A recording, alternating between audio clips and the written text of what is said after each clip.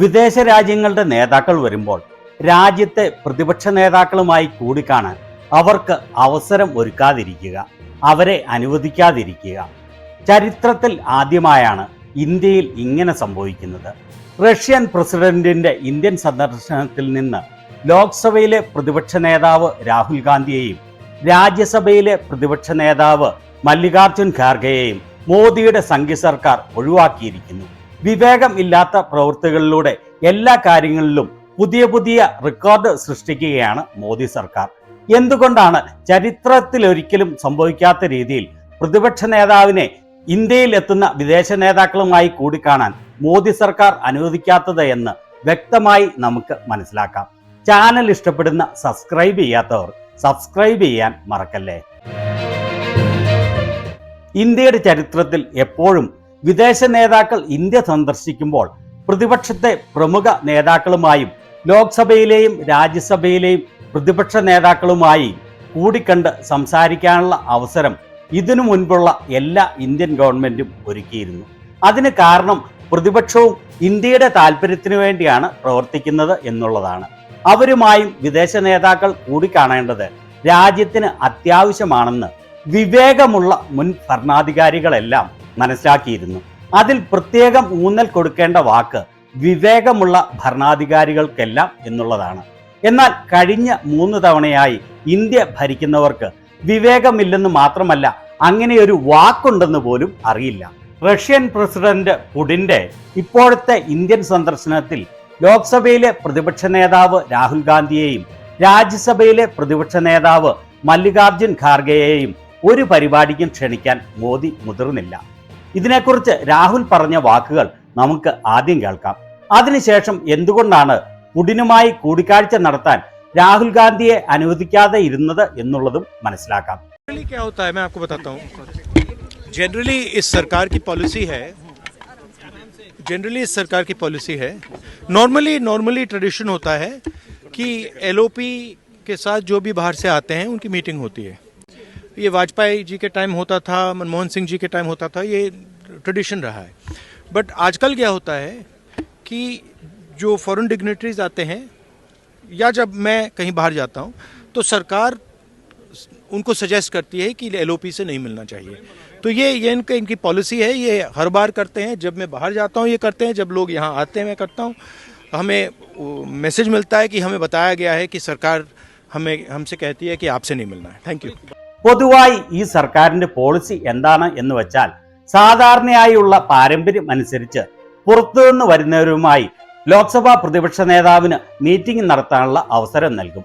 വാജ്പേയിയുടെ കാലത്തും മൻമോഹൻ സിംഗിന്റെ കാലത്തുമൊക്കെ അങ്ങനെയായിരുന്നു ട്രഡീഷൻ.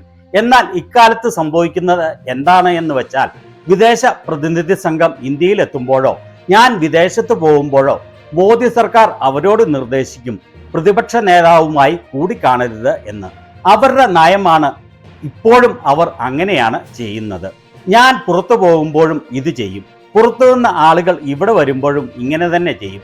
പ്രതിപക്ഷ നേതാവുമായി കൂടിക്കാഴ്ച നടത്തരുതെന്ന് അവരോട് സർക്കാർ പറഞ്ഞു എന്ന് ഞങ്ങൾക്ക് അവരിൽ നിന്ന് മെസ്സേജ് ലഭിക്കും. എന്നിട്ട് പോകാൻ ആരംഭിക്കുന്ന രാഹുൽ ഗാന്ധിയോട് ലേഖകർ ചോദിക്കുകയാണ്, വിദേശ നേതാക്കളുമായി താങ്കൾക്ക് ബന്ധമില്ലേ എന്ന്. അതിന് രാഹുൽ ഗാന്ധി പറയുന്ന മറുപടി, वो तो है रिलेशन. देखिए, रिलेशन तो सबके साथ है. जो एलओपी एक दूसरा पर्सपेक्टिव देता है. हिंदुस्तान को हम भी रिप्रेजेंट करते हैं. हाँ, सिर्फ सरकार नहीं रिप्रेजेंट करती है. तो सरकार नहीं चाहती कि ऑपोजिशन के लोग बाहर के लोगों से मिलें. ये ट्रेडिशन है. एक सेकंड मुझे बोलने दीजिए. ये ट्रेडिशन है, ये नॉर्म है. बट मोदी जी इस नॉर्म को फॉलो नहीं करते हैं. फॉरेन मिनिस्ट्री इस नॉर्म को फॉलो नहीं करती है. Thank you. ഇൻസെക്യൂരിറ്റി. എല്ലാവർക്കും ബന്ധമുണ്ട്. പ്രതിപക്ഷ നേതാവ് മറ്റൊരു വീക്ഷണമാണ് നൽകുന്നത്. ഞങ്ങളും ഇന്ത്യയെയാണ് റെപ്രസെന്റ് ചെയ്യുന്നത്, സർക്കാർ മാത്രമല്ല. എന്നാൽ സർക്കാർ പ്രതിപക്ഷം വിദേശ നേതാക്കളുമായി കൂടിക്കാഴ്ച നടത്തരുത് എന്ന് ആഗ്രഹിക്കുന്നു. പ്രതിപക്ഷ നേതാക്കളുമായി വിദേശ പ്രതിനിധികൾ കൂടിക്കാഴ്ച നടത്തുക എന്നുള്ളത് കീഴ്വഴക്കമാണ്, ട്രഡീഷനാണ്. എന്നാൽ മോദി ഈ കീഴ്വഴക്കങ്ങൾ പാലിക്കുന്നില്ല. വിദേശകാര്യ മന്ത്രാലയം ഈ കീഴ്വഴക്കങ്ങൾ പാലിക്കുന്നില്ല. അത് എന്തുകൊണ്ടാണ് എന്ന് പത്രലേഖകൻ ചോദിക്കുമ്പോൾ രാഹുൽ ഗാന്ധി പറയുന്ന മറുപടിയാണ് ഏറ്റവും ശ്രദ്ധേയം. മോദിയുടെ ഇൻസെക്യൂരിറ്റിയാണ്, ആത്മവിശ്വാസമില്ലായ്മയാണ് അതിന് കാരണം. इनसिक्योरिटी है. പ്രതിപക്ഷ നേതാവ് എന്നുള്ളത് ക്യാബിനറ്റ് റാങ്കുള്ള പദവിയാണ്. എന്നിട്ടും കീഴ്വഴക്കം ലംഘിച്ച് എന്തുകൊണ്ടാണ് മോദി രാഹുൽ ഗാന്ധിയെയും മല്ലികാർജുൻ ഖാർഗെയെയും പുടിനുമായി കൂടിക്കാഴ്ച നടത്താൻ സമ്മതിക്കാതെ ഇരുന്നത്? ഒരേ ഒരു കാരണമേ ഉള്ളൂ. നല്ല ഭക്ഷണവും മോശം ഭക്ഷണവും തിരിച്ചറിയണമെങ്കിൽ നിങ്ങൾ നല്ല ഭക്ഷണം എപ്പോഴെങ്കിലും കഴിച്ചിരിക്കണം. അല്ലെങ്കിൽ സ്ഥിരമായി മോശം ഭക്ഷണം കഴിക്കുന്ന ആളുകൾക്ക് നല്ല ഭക്ഷണം എന്താണ് എന്ന് ഒരിക്കലും മനസ്സിലാവില്ല. വിവേകമുള്ളവരെയും വിവേകം ഇല്ലാത്തവരെയും തിരിച്ചറിയണമെങ്കിൽ വിവേകമുള്ളവർ പറയുന്ന വാക്കുകൾ നിങ്ങൾ കേട്ട് മനസ്സിലാക്കണം. നിങ്ങൾക്ക് എപ്പോഴും വിവേകമില്ലാത്ത ആളുകൾ സംസാരിക്കുന്നത് മാത്രമാണ് കേൾക്കുന്നതെങ്കിൽ വിവേകം എന്നത് എന്താണ് എന്ന് നിങ്ങൾക്ക് ഒരിക്കലും മനസ്സിലാവുകയില്ല. അതിനാലാണ് സംഘികൾ യാതൊരു വിവരവും വിവേകവും ഇല്ലാത്തവരായി ഇത്ര കാലമായിട്ടും തുടരുന്നത്. കാരണം അവർ എപ്പോഴും വിവരക്കേട് മാത്രമാണ് കേൾക്കുന്നത്. അതാണ് ശരിയായ വിവരം എന്നാണ് അതിനാൽ അവരുടെ ധാരണ. വിദേശങ്ങളിൽ, വികസിത രാജ്യങ്ങളിൽ ജീവിതവും സ്വാതന്ത്ര്യവും ജീവിത സാഹചര്യങ്ങളും എത്ര മെച്ചമാണ് എന്ന് വ്യക്തമായി മനസ്സിലാക്കണമെങ്കിൽ ആ രാജ്യങ്ങളിൽ നിങ്ങൾ ഒരിക്കലെങ്കിലും ജീവിക്കണം.